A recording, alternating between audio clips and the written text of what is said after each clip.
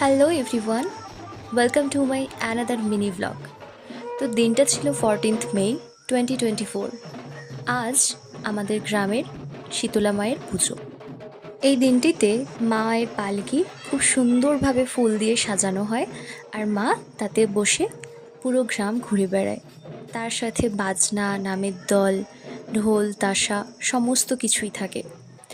তো আমাদের এখানে একটা নিয়ম রয়েছে, যাদের বাড়িতে মা আসবে সেই বাড়ির কোনো একজন মানুষকে জলের ঝাড়া নিয়ে তার আগে আগে মাকে আমন্ত্রণ জানিয়ে নিয়ে আসতে হবে।